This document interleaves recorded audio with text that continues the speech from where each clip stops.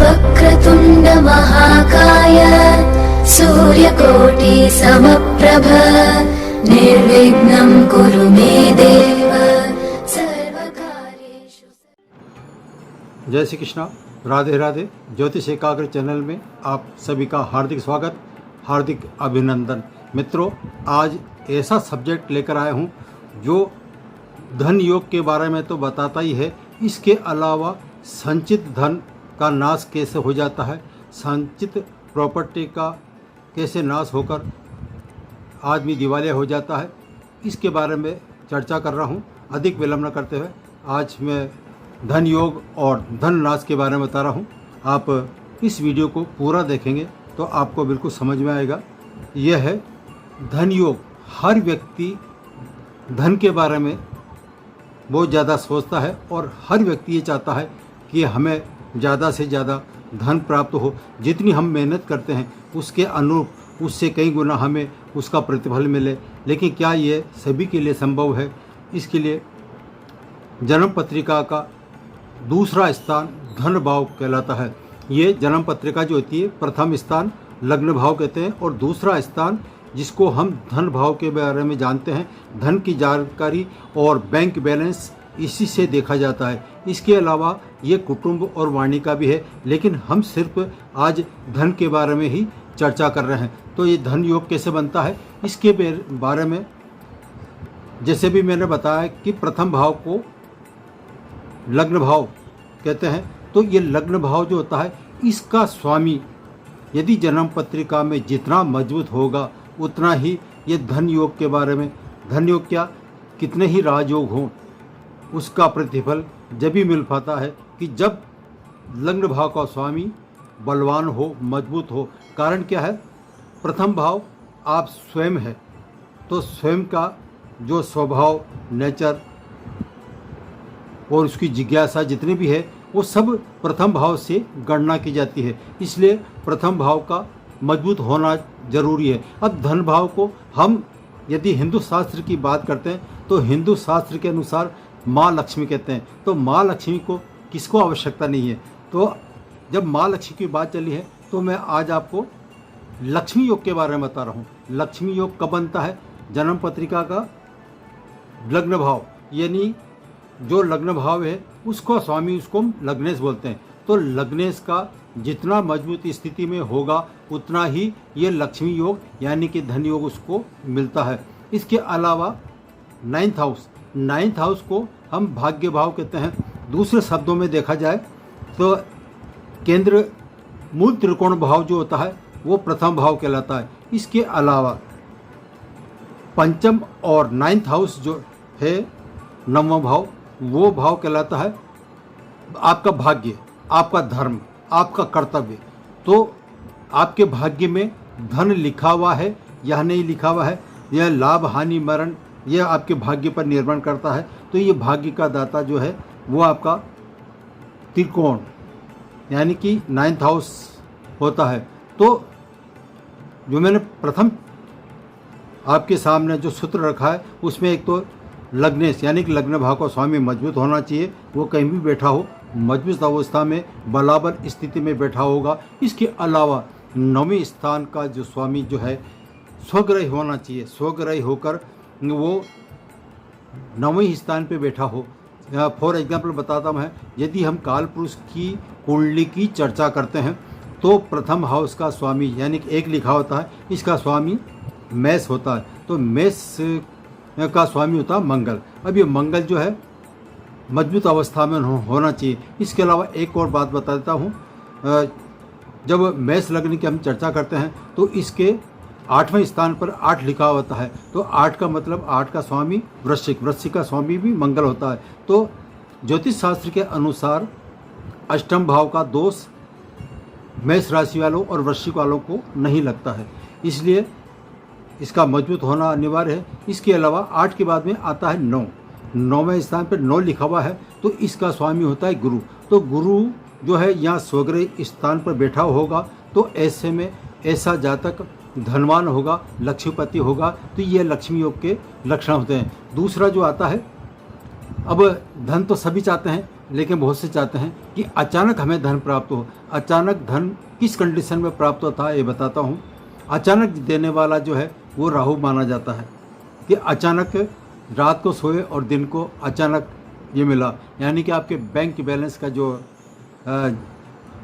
क्या बोलते हैं आजकल मोबाइल में सूचना आ जाती है, आप रात को सोए और सवेरे जब आपने मैसेज देखा तो उसमें आपके बहुत प्रॉफिट यानी कि धन लाभ हुआ है, तो यह है आकस्मिक धन। अब आकस्मिक धन कब मिलता है या इसका योग बताता हूँ।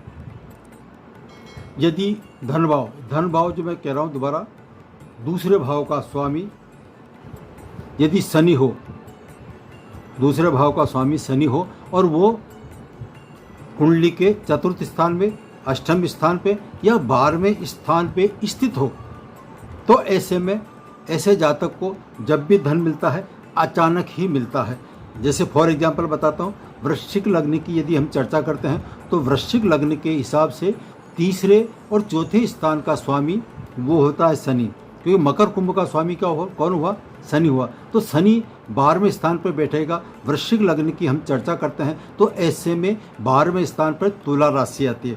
तुला राशि में यदि शनि बैठता है तो ऐसे में ऐसे जातक को इसकी महादशा अंतरदशा में अचानक धन प्राप्त होता है। ये 2 कंडीशन हुई। अब तीसरी कंडीशन जो होती है वो ये होती है धन भाव का स्वामी सूर्य। अब सूर्य धन भाव का स्वामी कब बनता है? जब कर्क लग्न की पत्रिका हो। तो कर्क लग्न की पत्रिका हो तो उसमें दूसरे भाव का स्वामी सूर्य स्वग्रही बैठा हुआ हो। इसके अलावा लग्न भाव यानी कर्क भाव की हमने चर्चा करी, कर्क लग्न की, तो कर्क लग्न का स्वामी होता है चंद्रमा। ये चंद्रमा यदि वह स्वग्रही बैठा हो और उसके साथ में गुरु स्थित हो, एक बार रिपीट करता हूँ, कर्क लग्न की पत्रिका है और दूसरे स्थान पर सूर्य स्थित है स्वग्रह होकर, क्योंकि दूसरे स्थान 5 होता है, 5 का स्वामी सूर्य, और कर्क जो लिखा हुआ आता है तो कर्क का स्वामी होता है चंद्रमा। और चंद्रमा जब यहाँ लिखा हुआ होता है तो इस स्वग्रह बैठा। इसके अलावा इसमें यदि गुरु स्थित हो जाए तो गुरु जो बैठता है तो ये गुरु क्या होता है? ये गुरु उच्च का कहलाता है। तो ये उच्च का ग्रह होने के कारण ऐसे जातक के एक तो गज केसरी योग हुआ और दूसरा हुआ कर्क लग्न की पत्रिका जो अचानक धन प्राप्त होता है वो स्थिति भी इससे बनती है। तो ऐसे में गुरु की महादशा, चंद्रमा और सूर्य, इन तीनों का महादशा, अंतर्दशा और तृतीय अंतर्दशा, इसके दौरान ऐसे जातक को जो धन प्राप्त होता है वो उसके बैंक बैलेंस बढ़ाने में वृद्धि करता है, जिसको पुरानी भाषा में हम खजाने में वृद्धि कहते हैं। तो ये खजाने में वृद्धि का जो योग बनता है आज की तारीख में, बैंक बैलेंस जब बनता है तो इस तरह से अचानक बनता है। तब आता है तीसरी कंडीशन। तीसरी कंडीशन में आता है धन भाव का स्वामी गुरु यदि उच्च का होकर 9वें स्थान पर बैठा हो। अब ये 9वें स्थान पर उच्च का गुरु जब बैठता है तो आप स्वाभाविक है कि ये वृश्चिक लग्न की पत्रिका है। वृश्चिक लग्न की पत्रिका के अनुसार 9th हाउस में 4 लिखा होता है, 4 पे यदि गुरु लिखा हुआ है तो ये गुरु उच्च का कहलाता है। तो ऐसे में ये धन वृद्धि योग करता है। और ऐसे जातक को जिसके 9वें स्थान पर उच्च का गुरु है तो इसको पैतृक संपत्ति भी समय पर मिलती है। इसके यह है अभी तक आपके धन योग के बारे में सूक्ष्म जानकारी आपको वैसे बिल्कुल समझ में आ गया। और अब आता है धन योग के अलावा आता है आपके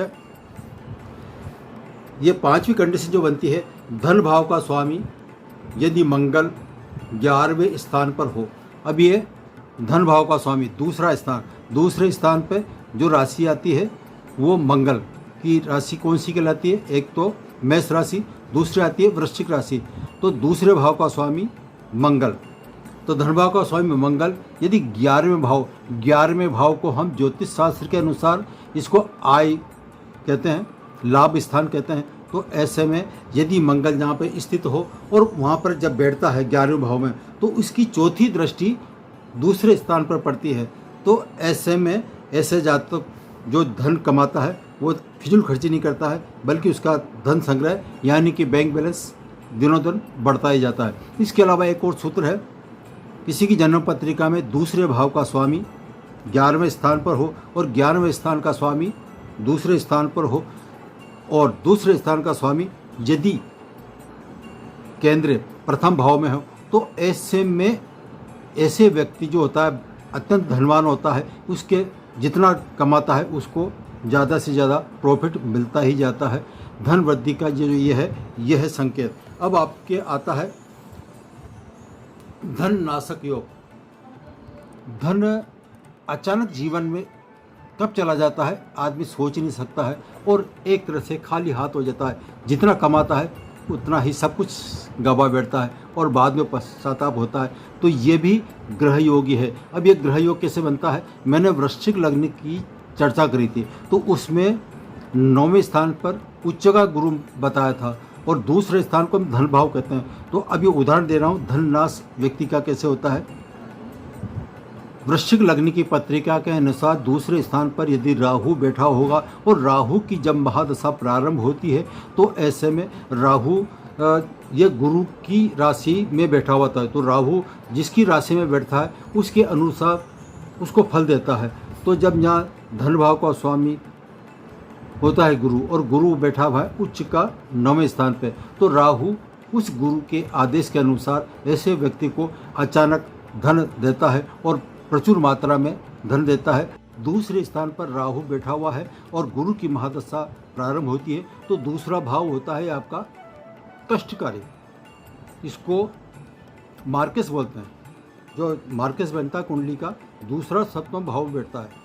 दूसरे और 7वें भाव के स्वामी की जब महादशा प्रारंभ होती है तो उसको मार्केस कहते हैं। तो मार्केस का प्रभाव चाहे वो कितना ही गुरु उच्च का बैठा हुआ है, अपना गुरु जो उच्च का मान कर बैठे थे वही गुरु आपके धन का नाश का कारण बन जाएगा। और जब वृश्चिक लग्न की चर्चा करी है तो उसमें वृश्चिक लग्न के अनुसार 6ठे स्थान पर एक लिखा होता है, एक का स्वामी मंगल होता है और मंगल यदि गुरु के साथ स्थित 9वें स्थान पर बैठ जाए तो ऐसा जातक का ये गुरु पहले बुद्धि विवेक को खींचेगा, उसके बाद में 6ठा स्थान कर्ज का होता है। तो ऐसे जातक को कर्ज के जाल में फंसा देगा और जितना धन कमाया है वो धन उसका चौपट होकर वो दिवालिया हो जाएगा। यह है धन नाश के योग। अब दूसरा आता है धन भाव में कर्क का चंद्रमा है और अष्टम भाव में शनि स्वग्रही यानी कि मकर राशि में स्थित है। तो जब दूसरे भाव का दूसरे स्थान पर धन भाव, वहाँ पर चंद्रमा स्थित है कर्क राशि का, इसके जस्ट सामने 8वें स्थान पर मकर राशि आती है। मकर राशि का स्वामी जो होता है वो शनि होता है। तो शनि और चंद्रमा का परस्पर संबंध, तो ऐसे में चंद्रमा की महादशा हो या शनि की महादशा हो, ऐसे जातक के लिए ये दोनों की जो महादशा आती है, इस अवस्था में जितना धन कमाता है वो धन कैसे जाता है उसको पता ही नहीं लगता है और वो एक तरह से कंगाल होते हुए रोड पर आ जाता है, सड़क पर आ जाता है। ये है धन नाश के विपरीत योग। जो धन कमाता है उसके विपरीत धन नाश का जो है, ये 2 कारण बनते हैं। इसके अलावा अनेक कारण हैं, मैंने आपको उदाहरण के तौर पर इनको समझाया हो। तो धन लाभ कैसे होता है और धन का दिवाला कैसे निकलता है, यानी कि अमीर कैसे बनता है व्यक्ति और गरीब कैसे बन जाता है, सड़क पे कैसे आ जाता है, इसके बारे में आज चर्चा करी। आज इतना ही, फिर मिलेंगे नए टॉपिक और नए वीडियो के साथ। जब तक के लिए आज मैं इजाज़त चाहता हूँ। जय श्री कृष्णा।